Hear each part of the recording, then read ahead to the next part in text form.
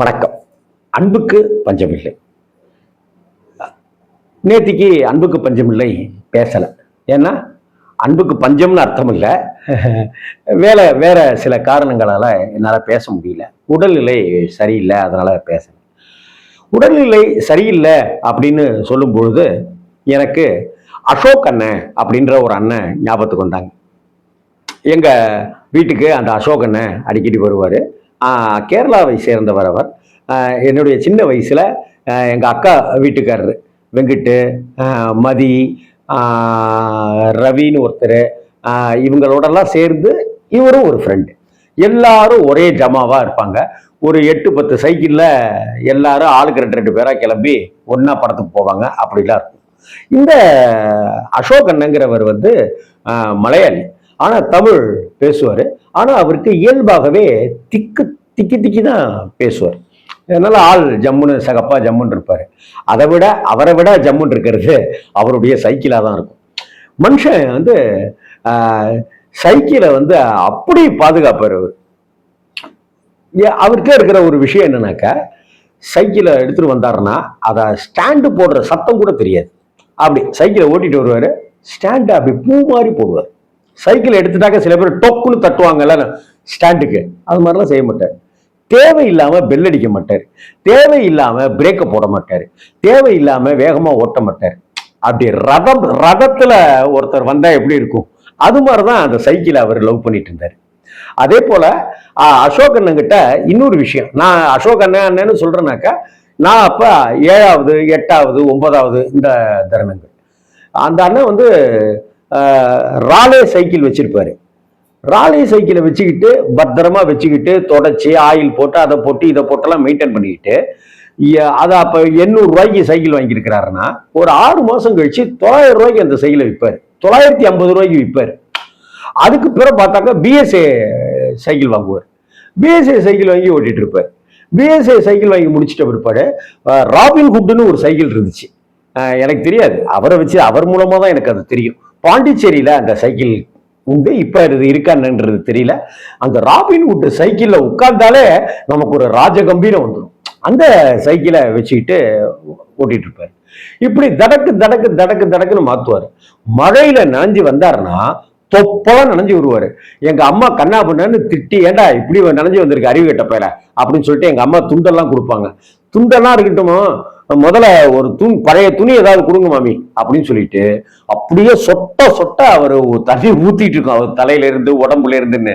அதை பத்தி கவலைப்படாம வேலையா சைக்கிளை எங்க வீட்டுக்குள்ளார திண்ணையில கொண்டு நிப்பாட்டி அதை தொடன்னு தொடச்சி, மாமி கொஞ்சம் ஃபேன் போட்டுக்க மாமி அப்படின்னு சொல்லி அந்த காயணுமா சைக்கிள், அதுக்காக ஃபேன் போட்டு அப்படிலாம் இருக்கும்.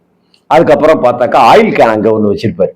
அந்த ஆயில் கேனை எடுத்து எல்லாத்துக்கும் ஆயில் எல்லாம் போட்டு தண்ணி இனிலாம் காஞ்சி ஆயில் கேனெல்லாம் போட்டு சத்தம் வருதான்றது எல்லாத்தையும் சவுண்ட் அடி சுற்றி விடுவார். சத்தம் வருதா அப்படிங்கிறதெல்லாம் கவனித்து பார்த்தா தான் அவருக்கு நிம்மதியாக இருக்கும். அதுக்கப்புறம் தான் அவர் தலையை துவட்டிக்கவே போவார்.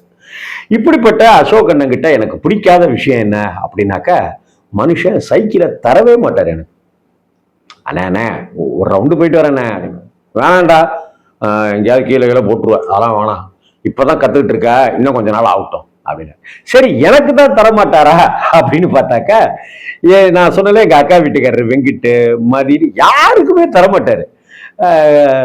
அவர் அப்படி ஒரு பூவா புத்தி வச்சிருப்பாரு. எதுக்கு சைக்கிளு, வாடகை சைக்கிள் எடுத்துட்டு போ, அந்த சைக்கிள் எடுத்துட்டு போ அப்படின்னு. அண்ணே சைக்கிள் கற்றுக் கொடுங்கண்ணே, எனக்கு சைக்கிள் ஓட்டுறேண்ணே, நல்லா தானே ஓட்டுவேன், நீங்க பாருங்கண்ணே அப்படின்னாக்கா எனக்கு ஒரு 2 ரூபா தந்து நீ போய் சைக்கிள் வாடகைக்கு எடுத்து ஓட்டிக்க போ அப்படின்னு சொல்லி எனக்கு கொடுத்துருவார். ஆனால் அப்படிப்பட்ட அசோக் அண்ணன் ஒரு தடவை எனக்கு சைக்கிள் கொடுத்தாரு. ஏன்னா நான் அங்கே எங்கள் ரயில்வே குவார்ட்டர்ஸில் ஒரு பாலத்தில் உட்காந்து நாங்கள்லாம் பேசிகிட்டு இருந்தோம். நான் என்னுடைய வயசை ஒட்டின பசங்கள்லாம் பேசிகிட்டு இருந்தோம். அப்படி பேசிகிட்டு இருக்கும்போது அங்கே இன்னைக்கு மாதிரி மெடிக்கல் கடையெல்லாம் அன்றைக்கி நிறைய கிடையாது. எங்கேயாவது ஒரு இடத்துல இருக்கும், இல்லை டாக்டர் இருக்கிற இடத்துல இருக்கும். அங்கே எங்கள் ஏரியாவில் கம்பவுண்டர் மணி அப்படின்னு ஒருத்தர் இருந்தது, ரயில்வேல வேலை பார்த்தாரு.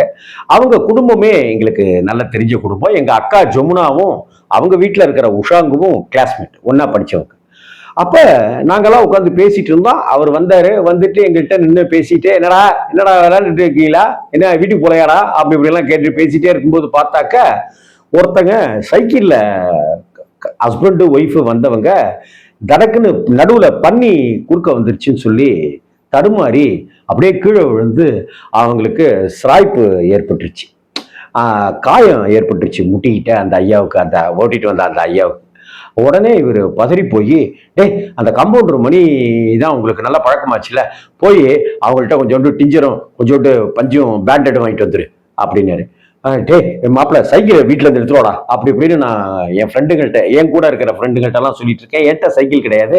அப்போ டக்குன்னு சைக்கிள் எங்கடா தேடுற, கண்ணு தெரியல பொட்டையா உனக்கு, இது வரைக்கும் சைக்கிள் எடுத்துட்டு போ அப்படின்ட்டு அவருடைய சைக்கிள். இப்ப அவர் சைக்கிளை நான் பல வருஷமா ஓட்டணும்னு காத்துட்டு இருந்ததுக்கு எனக்கு இப்ப சைக்கிள் கிடைச்சிருச்சு. அதுக்காக நான் சந்தோஷப்படுறதா இல்ல இவ்வளவு நாளா தராத அந்த அண்ணன் நமக்கு வாடகைக்கு சைக்கிள் எடுத்து ஓட்டிட்டு போன்னு காசு கொடுத்த அந்த அசோகனை இப்ப யாரோ ஒருத்தங்க யாருமே தெரியாது அவங்களுக்கு காயம்னு சொன்ன உடனே போய் மருந்து வாங்கிட்டு வாடா அப்படின்னு சொல்லி சைக்கிளை கொடுக்குறாரு அந்த அசோகனை.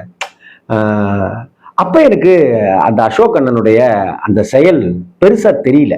ஆனா என்னமோ என்னைய அசோக் அண்ணன் என்னைய பண்ணிக்கிட்டே இருக்கிறாரு மனுஷன்.